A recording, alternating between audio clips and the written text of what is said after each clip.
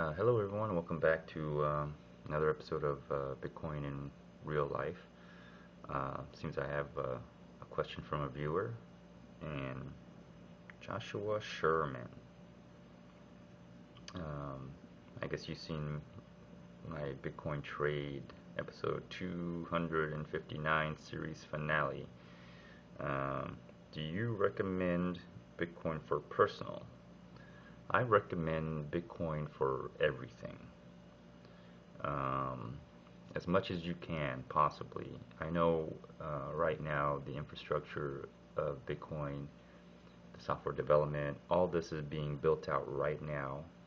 The computer network, the internet networking of Bitcoin, as well as the physical network of Bitcoin, the peer-to-peer physical network is being built out.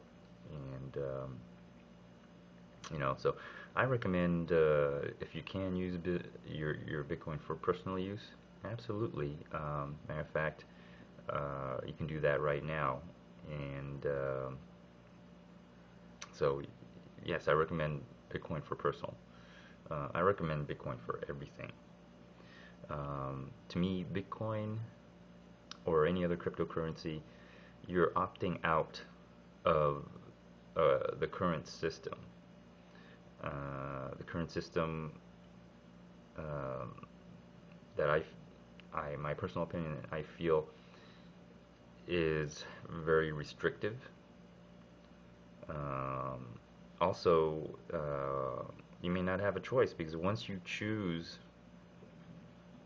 Bitcoin, once you make that decision, you'll find that the system will no longer allow you to participate. Okay, because all of a sudden you'll find that depends how you use it. If you're using Bitcoin in a non-threatening way, um, you'll be all right. But if you use Bitcoin in a way that threatens the system, in other words, it you are using Bitcoin to basically take power away from the current system, then yeah, you're gonna be kicked out of that system because they don't want you there. They view you as a threat. So, and you may not have a choice, and you'll be forced to, you know, uh, make do on your own, so to speak.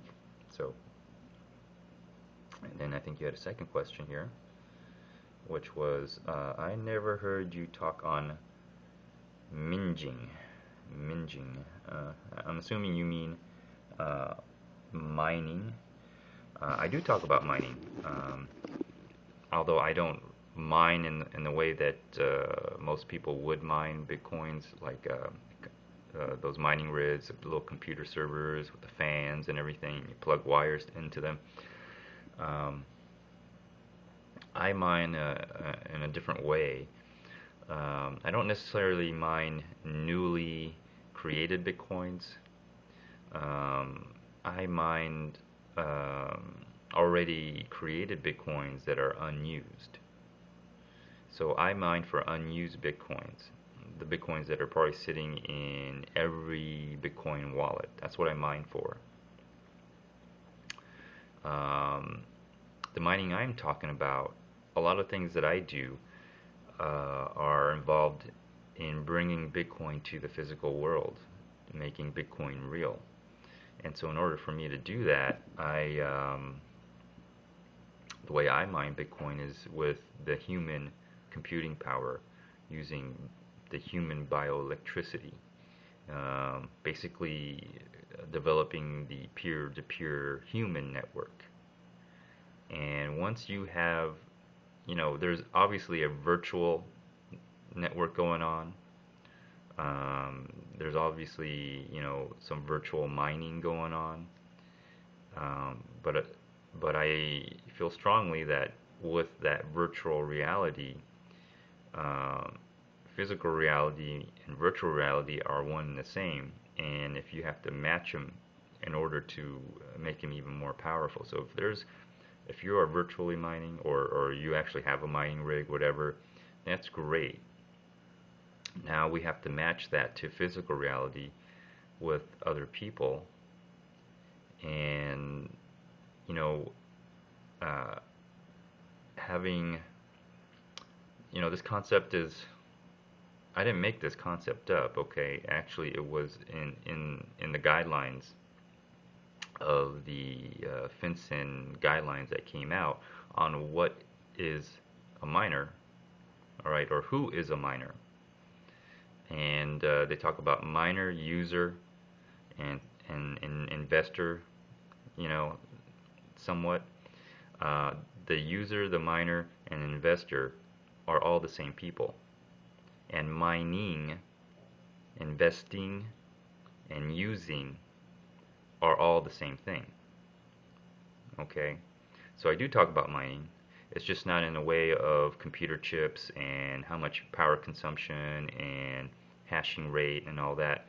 Um, but it does, but it is what it's not quite like that. Like you can't buy this stuff because you are the miner. Okay, you are mining. And there's no upgrade. Well, there is an upgrade, all right. It's the way you think about these things and how you apply them into your physical, real life.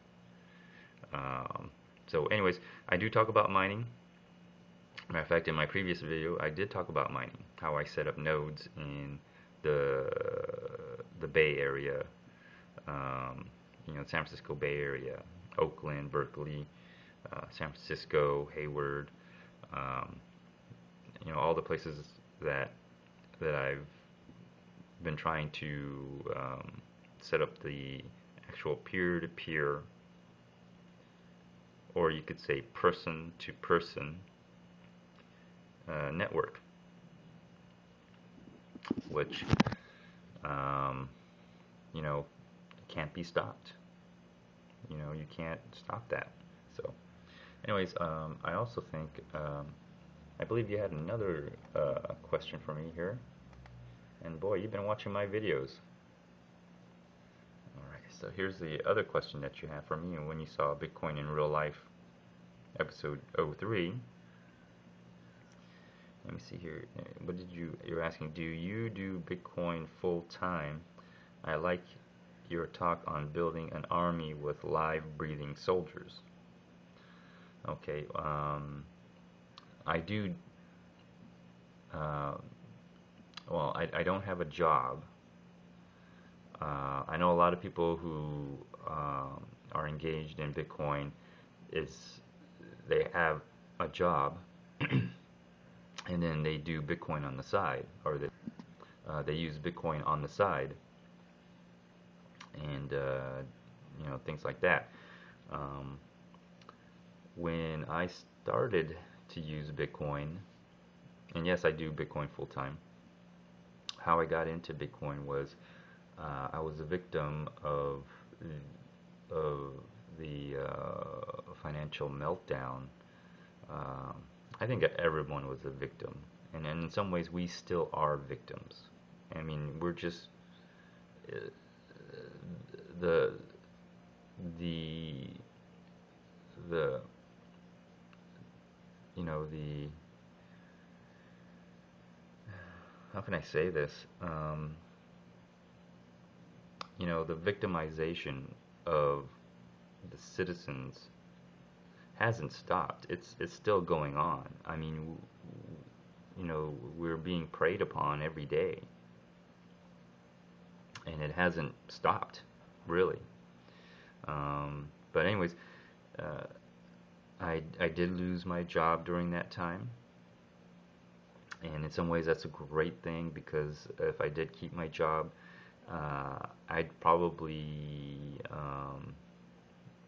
not be where I am now, which I am so grateful and honored to be involved in Bitcoin and the things I'm doing with Bitcoin. And it's truly changed my life to the point where I've made a commitment of a lifetime, And when you get to a certain point, at least for me, I mean, you just got to make that commitment of a lifetime. It's not something I do on the side and I could fall back on my job. For me, it's all or nothing. I'm not doing this to, you know, get a free lunch. I'm in it to win it, and I'm in it to make it all the way to the finish line. I'm not here just out for some exercise, and then when I get tired, I'll stop and go back home. Uh, once, for me, once I make that decision, I burn the bridge, so I can't go back. I burn the boat, so I can't go back. I have to. I have to complete the mission at hand. I have to make it. I have to finish, or else I'll die. And so when you're in a situation where it's you do or die, what do you think I'm going to do? I'm going to do it. And so what's your other question is, or your other comment, I should say, I like your talk on building an army with live breathing soldiers. Yes, yes, I've talked about that before as well. And there's several things you can do. At first, when I talked about it, was in my Bitcoin trade episodes, and that was just a thought back then. And everything starts out as an idea, as a thought. So, but as time went on, it became reality. And yes, I am building my army with living and breathing soldiers. All right. In America, you can't call it an army because you're not allowed to have an army within the United States of America, but you can definitely have a militia. All right. And you can definitely arm yourself, okay? And it may not be infringed. And the reason for that is to secure a free state. So, and one of my goals and objective is to have a militia in all 50 states and all territories in the United States of America, because I'm looking to protect and to ensure that I am represented everywhere and that I have representation everywhere, and I will not be denied that representation. And for any reason that I'm denied, then this government is no longer the government of the United States of America. They now operate outside the Constitution. And any entity that operates outside the Constitution is a terrorist organization that poses an imminent danger to cause the use of deadly force. And that actually came from the Patriot Act. I don't know if that Patriot Act is still around. I think it's expired, but if they ever renew it, I would like that specific part of the Patriot Act to be in there, which gives every right of every person to use deadly force on an entity that poses an imminent danger. Anyone. It doesn't have to be an FBI agent or ATF agent or anybody from the state. Anyone. So, but I don't know if it is or not. Anyways, yes, if you want to be taken seriously, okay. Yes, you can do you can get signatures, you can do a petition, you can go out there and do walking on the streets, protesting, which is your First Amendment right. You you definitely can do that. But if you ever looked at the Constitution, has anybody ever read the Constitution really? I mean, really took a serious look at it and actually read it and actually tried to exercise it?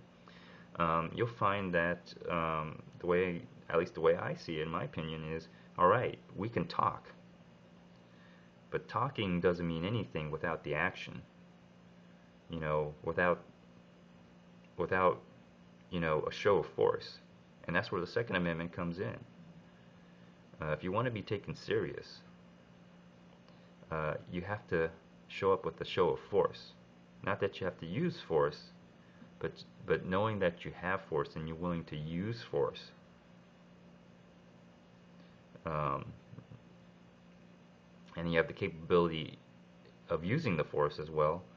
I think you're going to be taken a lot more seriously, and you'll have a better chance of being represented. And so, you know, when I made that comment, back in my, and not only will you have an actual living, breathing soldier, you can also have a virtual soldier. And I talk a lot about virtual reality and physical reality, those two being one and the same. They're not really that different. In some ways, if you want to even extend it out a little bit further and really get voodoo hoodoo, spiritual reality and physical reality, one and the same. The only difference is you don't see the spirit world, you don't see these things, just like virtual reality, you don't see these things, but you interact with it. But they both can be brought out in this physical reality. Anyways, so I hope that answers some of your questions, and thank you for your comment. Thank you for watching. I hope you continue to watch.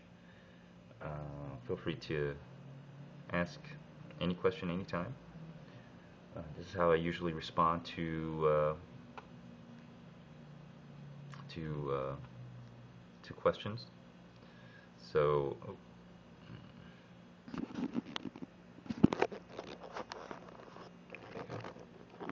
this is how I usually respond to questions in a video response.